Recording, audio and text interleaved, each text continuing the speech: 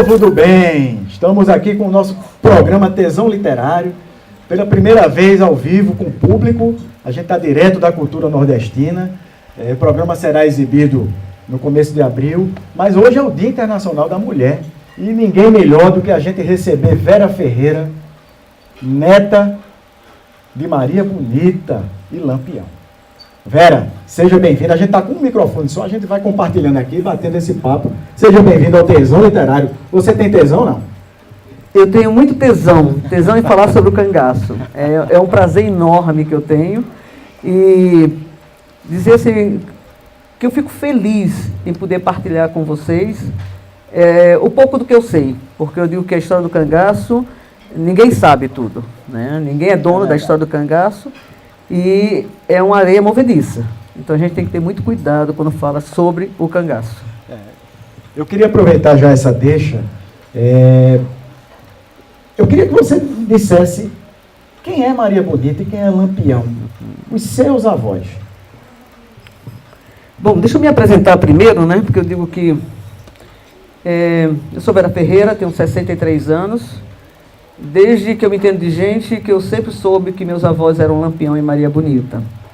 Minha mãe, Expedita Ferreira Nunes, está com 85 anos, ela é viva, um broto. Infelizmente não veio porque está em Minas, né? E eu descobri quem eram meus avós a partir dos 13 anos, porque até então a gente só ouvia que raça de Lampião não prestava. Era um preconceito terrível. E quando eu tive com os primeiros cangaceiros, foi a Cristina da Mata Machado, que foi uma escritora paulista que nos levou a São Paulo, que eu digo que o cangaço tem um divisor de águas, que pós-Cristina as pessoas começaram a se interessar mais pelo cangaço, olhar, um novo olhar. E quando eu tive com os cangaceiros, aí eu percebi que a história era muito mais do que eu tinha ouvido falar até então. E naqueles meus 13 anos eu fui entrevistada pela Folha de São Paulo e disse para o jornalista que eu faria um grande trabalho sobre meus avós. Eu com certeza não sabia da responsabilidade que eu estava me metendo. Mas eu digo que cada um tem sua missão. E minha missão realmente, nós somos 4 irmãos, eu sou a mais velha das mulheres, tem um rapaz que é o mais velho. Eu digo que a minha missão é levar adiante essa história do cangaço, a história dos meus avós. Por isso que eu faço com tanto tesão, com tanto prazer e com tanto orgulho de falar sobre eles. Nesse sentido, a gente brinca muito falando de tesão como prazer mesmo, né? E literatura, se não tiver prazer para escrever, para ler, não rola, não é verdade? Com certeza. Eu já vou aproveitar e entrar nesse gancho. Você tem um livro, né, sobre Maria Bonita, não é isso? Esse livro veio a partir das pesquisas que você já vinha fazendo, ou tu sempre tivesse essa vontade de contar um pouco da história dela? Como é que surgiu essa?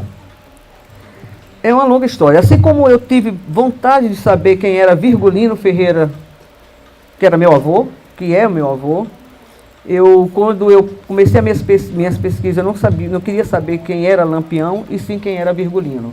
Porque eu sabendo quem era Virgulino, eu poderia saber quem era Lampião. E eu fui buscar isso. Quando eu fui para a Serra Talhada, eu nunca me apresentei como neta de Lampião ou Maria Bonita nas minhas pesquisas, porque eu achava que se as pessoas gostassem do meu avô, iria exacerbar nesse gostar, e se odiassem também, não iria expor teu ódio porque estar diante da neta deles. Então, não era medo, não era vergonha, não era absolutamente nada. É que desde o início eu queria saber a história tal qual aconteceu, porque eu via muitos julgamentos, ouvia e ouço até hoje pessoas que nada sabem sobre o cangaço e querer julgar o cangaço. Então, a minha avó, a vontade de conhecer minha avó se deu muito depois. Primeiro eu quis conhecer meu avô, porque quando eu era criança que eu via raça de Lampião não presta, não estava raça de Maria Bonita não presta, né? Então eu fui atrás do meu avô. E depois começou a me incomodar que as pessoas diziam assim, ela é neta de Lampião. Aí eu corrigia, e Maria Bonita. E foi a partir daí, dessa ausência de trabalhos, de falar e de se conhecer sobre Maria Bonita, que eu fui atrás. Era muito difícil saber da história da minha avó, porque são poucas as pessoas que estão vivas ou que conheceram. Eu tive o privilégio de conhecer as minhas tias, né, as irmãs da minha avó, são tias-avós minha, e eu falei para a Germana Gonçalves de Araújo que é uma paraibana que mora em Aracaju, que para mim eu considero uma das maiores designers gráficos, né, do Brasil. Eu falo isso sem medo de errar. Eu disse: Germana, está na hora da gente fazer um trabalho sobre minha avó. Está na hora das pessoas conhecerem quem é essa mulher. Porque o cangaço viveu os homens viveram, mas teve um momento das mulheres. E as pessoas têm que ter conhecimento da entrada dela, como é que foi, como é que aconteceu, porque tem muito erro e muitas inverdades e histórias sobre a minha avó. E quando nós conseguimos fazer esse livro, em 2011, no centenário dela, é um livro que eu tenho muito orgulho até hoje. Eu me emociono quando eu vejo o livro. E é lindo, né? Ele é lindo, ele ganhou um prêmio da Biblioteca Nacional como melhor projeto gráfico. Ganhamos 2 prêmios também do Jabuti na época, né, como projeto gráfico e capa. E eu sempre digo assim: não olhe a beleza, veja o conteúdo, né? Porque nós fizemos com muito carinho e, enfim, é isso. Mas isso é bem interessante, porque o cangaço tem essa beleza estética, muito original, por sinal. Né? Então o livro, de alguma maneira, acaba sintonizando. Com certeza, isso, né? Com certeza. Você tem alguma eu sei que você conheceu o Dadá. Sim. Não é verdade? E eu sei que você fala muito sobre as inverdades, sobre Lampião, Maria Bonita, o cangaço. Cita algumas dessas inverdades que tomaram lugar de verdade aí ao longo da história. Bom, Dadá foi uma das primeiras cangaceiras que eu conheci nos 13 anos, quando eu fui para São Paulo. Foi Dadá, Sila, Dulce, eu conheci criança, Balão, Labareda, nessa mesma leva lá em São Paulo. E Dadá foi uma grande mestra para mim. Dadá era uma mulher muito séria na história do cangaço, né? E me ajudou muito, assim como Sila, que morou lá em casa um ano. As inverdades, eu costumo dizer que o Brasil... as inverdades é desde a nossa colonização, desde o descobrimento, entre aspas, do Brasil, né? Já começa a inverdade daí. Infelizmente, quando eu estudei na escola, lá, quando a professora de história olhou para mim, olhou para a classe e disse: Antônio Conselheiro, louco e fanático, ponto final. Cangaceiro, bandido e sanguinário. Não saiu daí. Aí, a partir daí, eu percebi que a história do Brasil é totalmente errada, mal contada. E nós, brasileiros, né, somos enraizados na mentira. E você falar as coisas que, olha, isso não aconteceu, isso não é verdade, é um trabalho gigante, né? Porque as pessoas, é muito mais fácil acreditar nas mentiras do que na verdade. A verdade é algo relativo, né? Nos fatos que realmente aconteceram. Eu lembro que teve um senhor aqui no Itacaruna, eu estava na exposição, que ele me chamou e disse: quero contar uma história sobre sua avó. Eu fiquei super feliz, porque são poucas pessoas que me contavam história sobre minha avó. Aí ele disse: eu quero contar em particular. Eu digo: vamos. Aí ele olhou para os meus olhos e disse assim: sua avó, quando sua avó chegou na bodega da sua avó, aí eu pensei: pô, já tem mentira. Minha avó não tinha bodega, né? Ele pediu não sei o quê, ela olhou para ele e disse: eu me apaixonei por você e vou lhe acompanhar. Vou lá dentro pegar umas calçolas. Eu juro que eu ia perguntar as cores das caçolas, mas pela idade dele, minha mãe e meu pai me ensinaram a respeitar os mais velhos, eu calei. Aí ele contou a história, e depois eu disse: senhor, eu não sei onde o senhor ouviu isso, mas isso não é verdade. Ele me empurrou literalmente e disse: você não sabe de nada, e foi embora. Quer dizer, é uma pessoa que nunca vai querer ouvir a verdade, né? Outra coisa que disse que minha avó ainda era casada quando meu avô a conheceu e meu avô carregou minha avó. Não é verdade. Minha avó já estava separada do primeiro marido. Eles namoraram durante um ano, até ela entrar no cangaço pela perseguição que a família dela sofreu, que eles tiveram que deixar as terras, sair da Bahia para ir para Alagoas. Aí ela disse: não vou, eu vou acompanhar Lampião. E eu costumo dizer que foi um grande amor, né, que uniu os dois, porque até então, na história, né? Já namoravam, mas não era namoro como agora, não. Se viam esporadicamente, porque para Volante descobrir que meu avô estava passando naquele lugar várias vezes, era sinal de alguma coisa. Então toda a família correu risco, né? Eles chegaram, a Volante chegou a botar a família toda dentro de casa, quebrar o telhado, disse que ia incendiar a casa com toda a família. Foi quando aí meu bisavô resolveu deixar as terras. Que hoje tem um museu lá no local, que é lá na Malhada da Caiçara. Minha avó é baiana, meu avô é pernambucano. Então, quando essas histórias que falam, né? Ela entrou no final de 30, por causa de toda essa perseguição. Meu avô aceitou, ela ficou do final de 30 até julho de 38. Minha avó era uma moleca no cangaço, né? Isso dito por cangaceiros, principalmente o 25, com o qual eu tive o prazer de conviver até os últimos momentos dele. Ele era um dos cangaceiros que tomavam conta, entre aspas, da minha avó. Ele dizia assim, eu era muito covarde, eu tinha que não ir para o combate. A única solução que eu tinha era bajular Maria Bonita. Na Maria, que lá no cangaço é outra coisa. No cangaço ninguém conhecia ela como Maria Bonita, né? No cangaço ela era Maria, Dona Maria ou Maria do Capitão. E ele disse que quando ele entrava no armazém, na bodega, tirava a melhor pedaço da carne, que ele sabia que minha avó gostava e dava para ela. Aí foi quando meu avô pediu para ela escolher as pessoas que podiam ficar com ela, ela escolheu o 25. Ele disse que era uma pessoa muito simples, isso é dito por Dadá, ou pela Cira, Dadá não, Dadá tinha um ranço com minha avó muito grande, né? Mas todos eles diziam que era uma garota, uma criança, né, que brincava, que acolhia muito bem as mulheres que estavam entrando e que tomava conta deles, né? Não se arvorava de mulher do chefe. Isso que eu acho legal na personalidade dela. Bom, esse é um tema maravilhoso, tem um monte de perguntas para a gente fazer, a gente tem que fazer um breakzinho aqui rápido, vocês estão ligados aí, saca aí as redes sociais do programa da TV Pimenta, para assistir o programa Tesão Literário, curtir, compartilhar, e a gente volta já já com Vera Ferreira. Estou muito mal acompanhado, para não dizer o contrário. Não?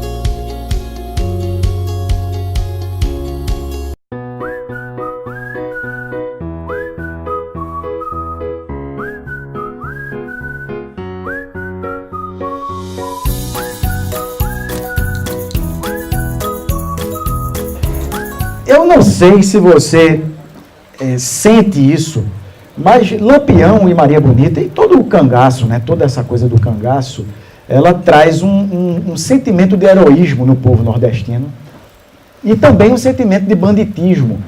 Não é? Você acha que tem um pouquinho de ambos?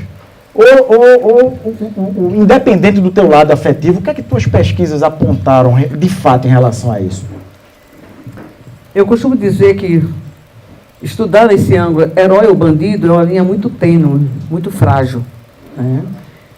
Você minimizar uma história enorme. Né? Herói e bandido, é muito fácil. Ele foi um bandido? Foi. Ele estava à margem da lei. Se você está à margem da lei, você é um bandido. Né? E ele teve comportamentos infinitos, né? Cangaceiro, volante. O volante mesmo se vestia igual a cangaceiro para praticar atrocidades e dizer que eram cangaceiros. Isso fazia parte da briga entre eles. E se criou um mito, né? Se criou um mito, né? Então, assim, acho que as pessoas têm que... Eu costumo dizer que quando eu apresento Paulinho como meu amigo, né, Paulinho? O pessoal fala, como se fosse algo inimaginável eu ser amiga do filho da pessoa que comandou o massacre no Angico, né? Eu acho que a gente tem que entender a história, né? Cada um do seu lado, porque cada um tinha seu dever e seu comportamento. Então, eu acho que a história tem que ser olhada através de estudo, né? Eu estava conversando com Vanessa da minha preocupação com relação à história do cangaço, que atualmente tem grupos que não lê livros e se arvora de doutor no cangaço, né? E falam as maiores atrocidades, besteiras, e as pessoas leem e acham que é verdade. Assim como passou uma minissérie recente, Entre Irmãs, que o pessoal disse, pô, Vera, que minissérie boa de boa? Eu não digo a palavra que eu disse porque eu estou em público. Uma boa desgraça, né? Porque se alguém quiser entender o cangaço e dizer que aquilo é bom, eu vou lamentar. Então, assim, é muito difícil você separar os dois. Falta informação, né? Eu acho que falta além da informação, acho que tem livros bons que aconteceram. Eu acho que falta da gente brasileira vontade de ler, educação, né, que não se tem. Não se tem essa cultura da leitura. Não se tem tesão literário. Não se tem tesão literário. Né? É isso que falta no Brasil. Nós somos um povo sem memória. Nós somos um povo sem história. É verdade. Né? Nossas revoluções sociais não são ditas. Né? Então, eu acho que... E eu não vou ver isso melhorar, infelizmente. Eu não sou pessimista. Eu sou um otimista triste. Entendeu? Porque eu não vou ver. Eu não vou ver isso. Entendeu? Eu gostaria muito de ver. Acho legal, as pessoas consomem o livro do Cangaço, consomem.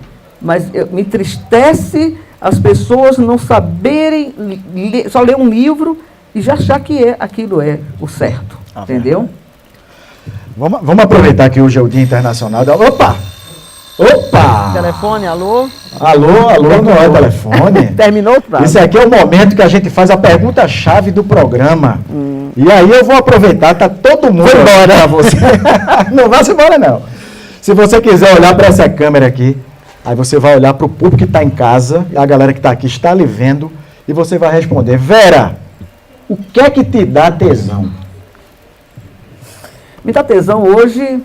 Sempre tive tesão em falar sobre o cangaço e pedalar. Isso me dá uma tesão muito grande. O cangaço é como se fosse parte da minha vida mesmo. Eu respiro o cangaço.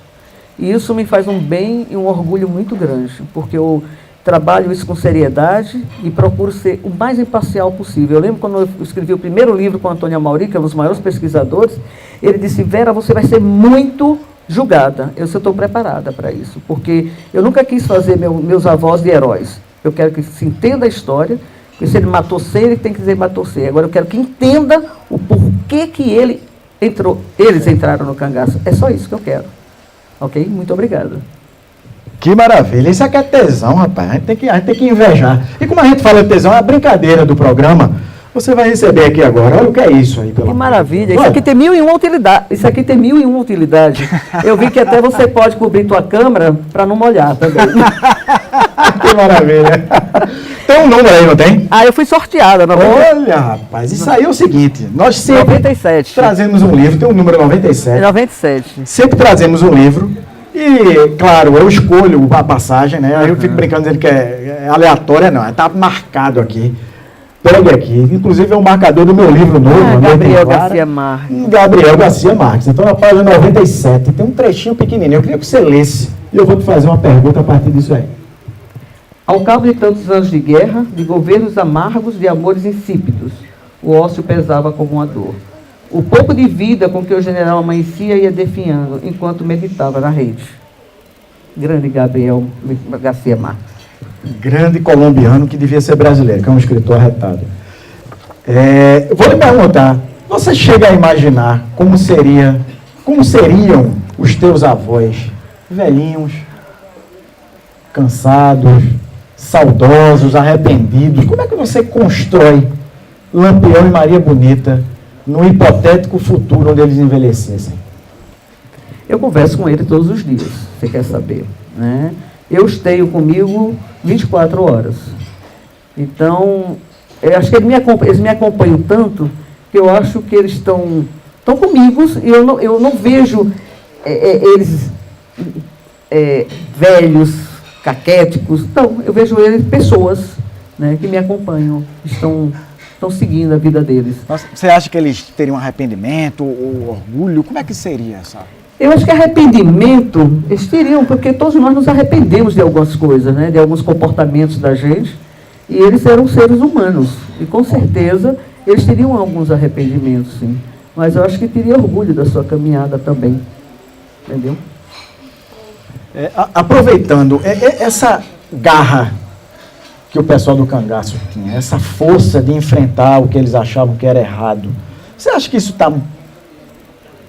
foi consequência do que é o nosso povo, ou o nosso povo foi muito influenciado por isso também? Eu sempre digo que o sertanejo, meu avô era sertanejo. As pessoas às vezes dizem assim, mas seu avô era muito vaidoso, seu avô era muito religioso, seu avô era... Gente, meu avô era sertanejo, meu avô nasceu sertanejo. E o sertanejo é assim, é um homem, são pessoas fortes, são pessoas que de uma garra infinita, né? E religiosos, tementes ao ser superior e vaidosos. Eu duvido você chegar no sertão, você que quiser tirar foto de um senhor ou de uma senhora, que eles não vão se arrumar. Ele pode estar com a camisa puída, a camisa lá suada, mas eles vão se arrumar. Então, eles são a cópia fiel do autêntico sertanejo. Eram os moleques, né? Assim como a Volante também eram os moleques, e que eram todos sertanejos, todos fortes. Né? Essa ligação que foi feita, um estudo com a moda, né? A moda do cangaço, tarará. Havia muita frescurinha para compor aquela roupa, ou não tinha muita frescurinha? O negócio era ir para o meio do mato mesmo, onde ralava, onde tinha que ter um gibão, tinha que ter um chapéu. E da tua pesquisa, o que é que tu acha disso? Assim? O que é que tu descobriu nisso aí? Eles não usavam gibão, né? Eu digo quando meu avô recebeu o uniforme para combater a coluna Prestes, ele percebeu que aquele tecido, que ele não chegou a combater, graças a Deus, eles perceberam que aquele tecido, que era uma mescla azul acinzentado, muito parecido com esse tecido, era muito forte e aguentava todo o sertão, os espinhos, enfim, as agruras do sertão. Então, eles já passaram a adotar aquele tecido, né, que era aquele material. Então, assim, essa coisa da frescura, que tem muitos pesquisadores que afirmam que meu avô só tomava uísque White Rose. Eu cheguei para um jornalista e perguntei, você conhece o sertão? Conheço. Não, eu falo sertão, eu falei para ele. Conheço. Procure o uísque White Rose hoje. Se tiver, então meu avô tomava sempre, né? E eu cheguei para esse pesquisador e disse, eu não estou lhe dizendo que meu avô não possa ter tomado uísque. Algum coronel pode ter dado um uísque para ele. Agora, você dizer, afirmar que meu avô só tomava o uísque White Rose, aí é demais da conta. E as pessoas aplaudem e acreditam no que esse cara faz. Que meu avô era o costureiro do cangaço. Cara, pelo amor de Deus, né? Meu avô, ele tinha uma habilidade em couro, e quem conhece aqui a história do sertanejo sabe que o vaqueiro, quando vai para a sua lida, eles mesmo arrumam suas roupas, porque não tem mulher para fazer aquilo ali. Então, eles são obrigados a saber fazer essa costura. E meu avô também, os cangaceiros faziam. O bordado, porque foi o Lampião que trouxe as cores. Seria muito bonito para mim dizer, meu avô era o máximo, né? Mas não, foi Dadá que levou as cores para o cangaço. Né? Então, assim, são essas coisas que parece frescura a gente bater, mas que você começa a entender também o comportamento dos cangaceiros. Eles gostavam de se enfeitar. Aliás, todo sertanejo gosta de se enfeitar. Todo mundo gosta, né, de colocar um brinco, as mulheres os colares, né, os homens um enfeite. Os homens hoje estão super vaidosos. Chegam até a ser mais vaidosos que as mulheres. Então, assim, eles tinham um comportamento normal, gente. Entendeu? Que maravilha, o bate-papo está muito bom, a gente vai ter que dar uma paradinha de leve, saca as redes sociais aí, continua compartilhando, curtindo, que a gente volta para o último bloco, para a gente fechar aqui o papo com Vera Ferreira, neta de Maria Bonita e Lampião. Segura aí.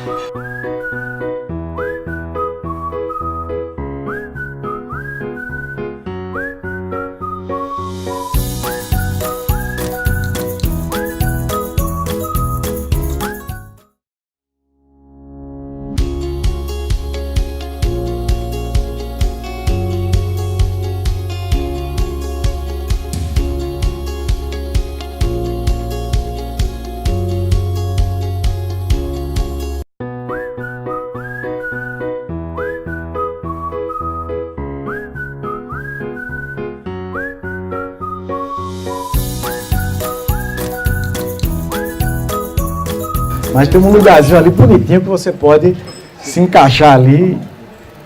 Mas é porque está no intervalo, meu querido. Não está mais. Já não está mais? Não. Já não está mais no Aqui intervalo. É tudo muito rápido. Vocês estão gostando do bate-papo, não?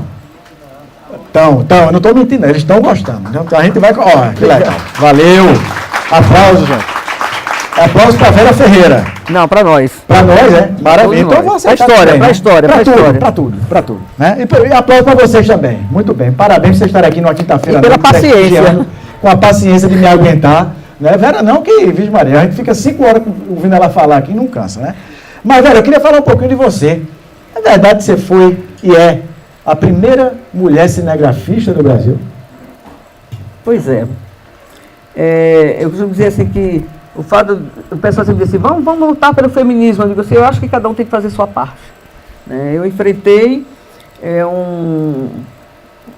os profissionais só homens. Imagino, E quando me disseram, uma mulher cinegrafista, eu era repórter cinematográfico, eu disse, tem alguma bula que diga que mulher não pode fazer as coisas? Não, então eu faço. E fui a primeira mulher no país a botar uma câmera no ombro, com muito orgulho, né?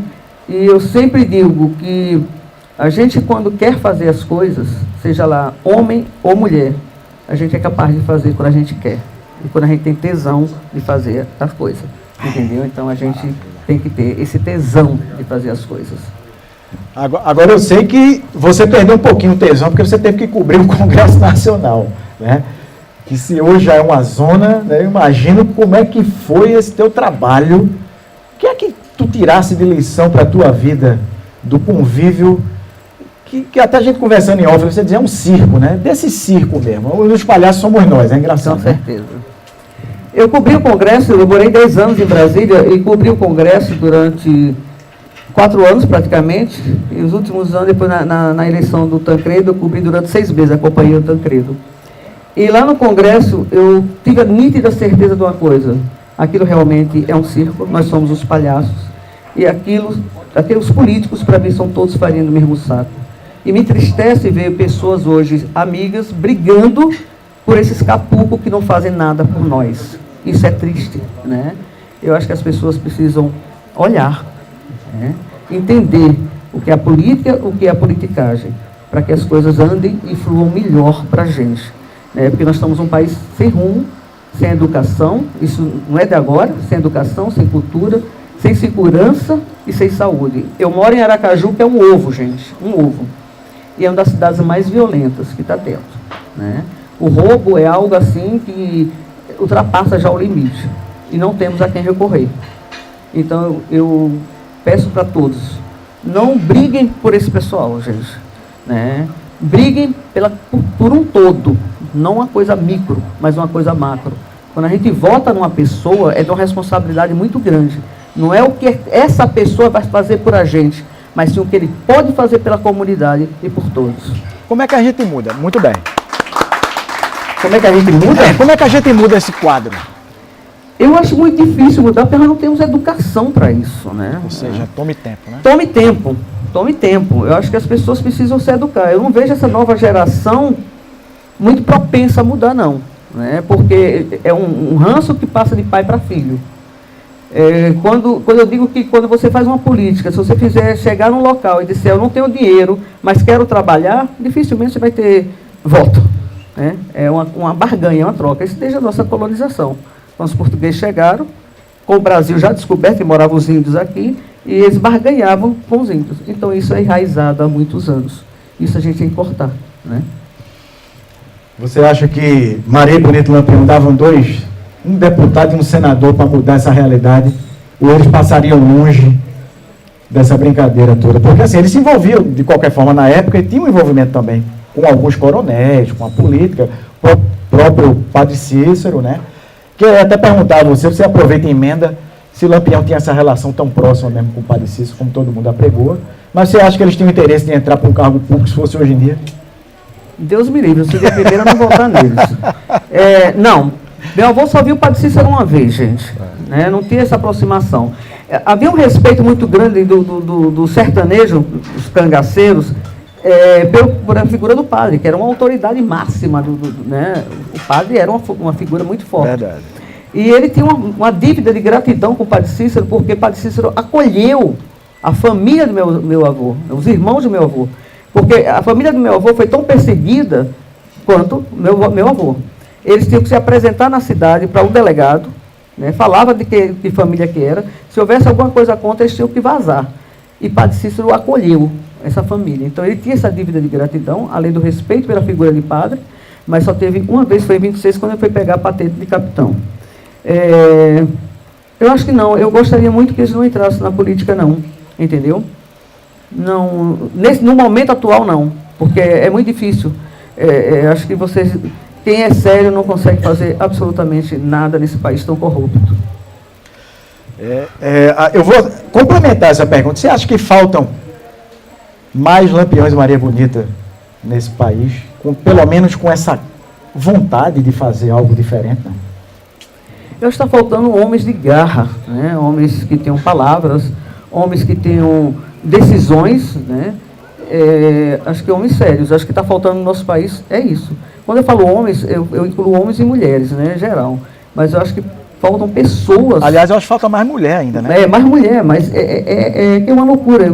Você não consegue. Eu tenho um amigo meu que foi um deputado federal em Aracaju mais votado, e eu dizia para ele o que era o Congresso, e ele não acreditou em mim. Depois de um ano, eu fui jantar com ele lá em Brasília, que eu estive em Brasília, ele disse: Vera, mas nunca quero ser político, que aqui não se faz nada se você quiser alguma coisa séria. E nunca mais realmente ele entrou na vida política. Então, para você ver como é que é aquilo ali. Aquilo dali, eu acho que devia ter homens para implodir aquela desgraça ali, porque a gente paga muito caro para esses capucos não fazerem nada. É revoltante. Eu ando muito revoltada com relação a isso. Me diga uma coisa. Para você não se revoltar muito, porque eu vejo Maria. A mulher neta de Lampião Maria Bonita. Já ela dá uma tapa no meu pé do ouvido aqui, eu estou lascado. Isso é preconceito. Preconceito. Ouviu muito isso, não viu? Até hoje. Até hoje, né? Até brincadeira. O que é que você acha do que você conheceu de Maria Bonita na história que você levantou, nas pesquisas? O que é que tu acha que tu herdasse de Maria Bonita e Lampião? Mais especificamente de Maria Bonita, porque vocês são mulheres, né? Eu gosto de rir muito, né? Apesar de às vezes parecer muito séria, carrancuda, mas eu gosto de uma molecagem, eu gosto de me divertir, eu gosto de amigos, tenho grandes amigos, e ela era muito amiga das companheiras, dos companheiros dela. Né? Do meu avô, a admiração que eu tenho por ele, eu acho que é a serenidade e a palavra. Isso eu via de todos os cangaceiros, que era uma pessoa de muita palavra. E de inimigos também. Eu tenho isso gravado de soldados que admiravam muito o comportamento do meu avô. Aliás, quem tem palavra acaba fazendo muito inimigo, né? Ah, com certeza. Isso é a vida inteira e mais 100 anos. A gente está se caminhando para o finalzinho da entrevista, mas eu queria saber de você o seguinte, rapidamente. Houve um imbróglio aí de um livro que um juiz lançou. Eu sou obrigado a perguntar a você, como é que anda esse processo judicial que o cara afirmou que Lampião era gay, então bexiga ele tirou isso, pelo amor de Deus, né? E como é que anda essa história toda? Porque ele chegou a vender livros, e eu sei que você entrou com outra ação depois, um negócio meio doido isso da parte dele. Como é que ficou essa história? Tem pessoas que... O cangaço, gente, é algo que dá ibope, né? A pessoa, normalmente, quando escreve um livro, vocês tenham certeza de uma coisa, a imprensa toda vai falar desse livro e dessa pessoa. E muita gente usa isso. Anildomar! Tudo bom, meu filho? Grande Anildomar. Cababum. Normalmente as pessoas adoram aparecer com relação ao cangaço. E essa criatura que fez esse trabalho, que eu digo que não é um livro, que eu acho que é uma afronta à palavra livro, né? Não é o fato dele ter dito que meu avô era um gay, um homossexual. Eu não tenho nada contra, não. Ele poderia ter sido um grande homossexual. Parabéns. Mas ele não teve basamento de absolutamente nada. Ele afirmou que minha avó era adúltera, que meu avô não tinha ereção e que minha mãe, consequentemente, não era filha deles. Né? E que Luiz Pedro andava com os dois. Nós colocamos realmente um processo, e quando é tão gozado, quando a gente coloca um processo, muita gente acha que a gente quer dinheiro. Entendeu? E falam muito, e principalmente a minha figura, né? Eu sou pintada como uma peste, né? De braba, de ruim. Mas não, a gente queria que essa pessoa parasse de fazer, porque nem os piores escritores do cangaço foram contra esse livro. Os piores escritores foram contra esse trabalho que ele fez. Nós conseguimos barrar durante 3 anos, e eu também não falei durante 3 anos sobre isso. E quando 3 desembargadores liberaram o livro, eu resolvi falar. Eu fui para um programa de rádio, que é muito ouvido em Aracaju, e disse, se essas três pessoas falaram sobre isso, né, liberaram, Então, eles também me dão o direito de falar que esses 3 desembargadores também são homossexuais, as mulheres deles são adúlteras, e podem me dar o direito, porque ele disse que meu avô era um homem público, mas minha avó podia falar o que quisesse. Eles esqueceram que eles tinham família, eles têm família, têm uma filha ainda viva, né? Injustiça eu não acredito, né? O judiciário eu acho podre, né? Lógico que eu digo que eu não estou generalizando, tem pessoas sérias. Eu tenho um grande amigo meu, escritor, Sérgio Dantas, que é escritor e é juiz lá em Natal, é uma pessoa muito séria. Mas nós estamos com um judiciário, executivo, legislativo muito podre, né? E a gente não consegue que a justiça se faça, simplesmente, entendeu? E continua vendendo o livro dele, né? O livro, não, essa desgraça. Né? Mas, enfim, a gente tem que passar também por tudo isso, né, para aprender também. Faz parte, né, Vera? Faz parte. Foi legal, a gente terminou agora o nosso tempo, a gente vai finalizar. Eu só queria fazer um registro, a Nildomar, lá em Serra Talhada, eu estava na Feira do Livro de lá, como escritor, e ele gentilmente abriu as portas à noite para eu e Marcelino Freire a gente visitar o Museu do Cangaço lá. Foi maravilhoso, uma experiência fantástica. Esse cara é assim mesmo. Ele é arretado. Então, Vera, você é uma simpatia. Para quem acha, não. Para quem acha que a neta de Lampião e Maria Bonita é o diabo, tem nada a ver, que nem Lampião e Maria Bonita era. Não é verdade? Não mesmo. Então, quero agradecer demais a sua presença no Tesão Literário, as pessoas que estão aqui, que conferiram aqui a entrevista. Meu beijo para vocês, obrigado de coração. E eles vão ser brindados ainda. Obrigado pela paciência. Obrigado pela paciência, né? E eles vão ser brindados ainda com... Eu espero que agora eles façam perguntas, né? Eu espero agora que o pessoal faça perguntas, né? E você vai ficar à vontade para continuar esse bate-papo. Até madrugada. Povo do bem, gratidão, beijo para vocês, até a próxima. Ligados aí nas redes sociais. Galera, muito obrigado, gente. Boa noite a todos.